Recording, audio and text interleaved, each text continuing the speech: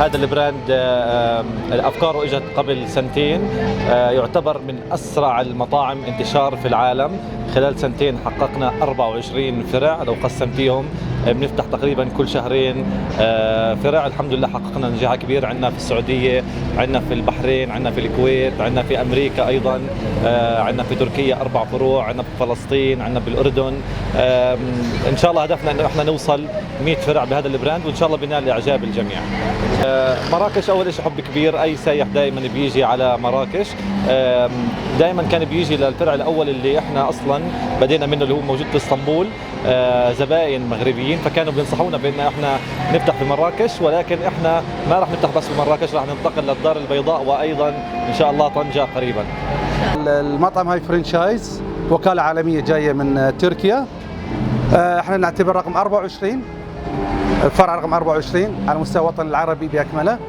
وفتحنا أول فرع لنا في مراكش، لأن مراكش تعتبر قلب النابض السياحة لمراكش، للمغرب طبعا.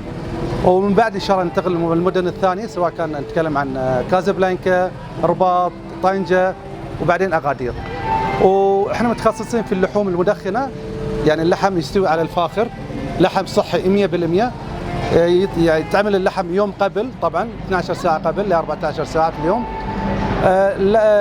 المنيو مال عندنا منيو اللحم الغنم الغنمي واللحم البقري. سعر معين عندنا بيتكون مع 7 أنواع شلاضة و7 أنواع الصوصات، ومع الرز والماي والكولا.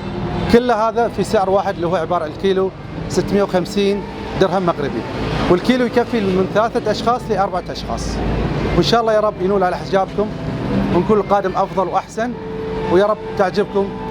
ونقول شكرا لكم جميعا لحضوركم. تقديم اللحم يكون على أطباق خشبية، لوح خشبية، يعتمد على عدد الأشخاص. أقل شيء عندنا نص كيلو، النص كيلو يكفي من شخصين، يعني من شخص لشخصين يكفي نص كيلو. ونفس الشيء بيكون معاه 7 أنواع صوصات و7 أنواع سلطة، ومع الرز ومع الكولا ومع الماء. فكل ما كثر العدد كل ما السعر يقل على الأعداد المدعوين في المطعم. هاي سياسة المطعم. صراحة الله احنا مولفين تنشوفوا في المطاعم المغربية هنا، كتلقاه كيديك بيتزا، كيديك لي بات، كيديك شي حاجة اللي متداولة في المغرب كله.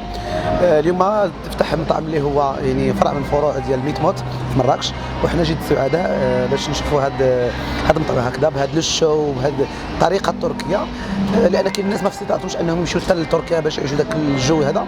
ملي داروا لنا في مراكش وحنا فرحانين بزاف بزاف بزاف. صراحة الله كي دقتهم هنا احسن كي دقتهم ليه. ديجا كنت مشيت لواحد المطعم اللي هو في اسطنبول، ولكن الطريقه ديال الطياب وداك الشيء سبيشال صراحه الله. احنا طبعا اول فرع لنا في المغرب، طبعا تحديدا في مراكش، وطبعا كثير مبسوطين ان احنا بين اهلنا وناسنا اهل المغرب. طبعا هذا كونسبت جديد اول مره بفوت، هو كونسبت تركي. احنا مختصين في اللحوم المدخنه، طبعا نطيب على النار الهاديه، طبعا على الفحم والحطب، الفاخر والحطب، من 12 الى 18 ساعه بالافران. طبعا مع اللحم بنقدم طبعا جميع انواع السلطه، 6 انواع سلطه و6 انواع صوصات والمخللات بانواعها. نضيف للمستنا احنا طبعا زبايننا الحلوه اللي بتزورنا على المحل. اهلا وسهلا في الجميع، بتنورونا كلنا، وفاتحين ان شاء الله من غدا من الساعه 12 وحتى الساعه 12 مساء، 12 الظهر او حتى 12 مساء.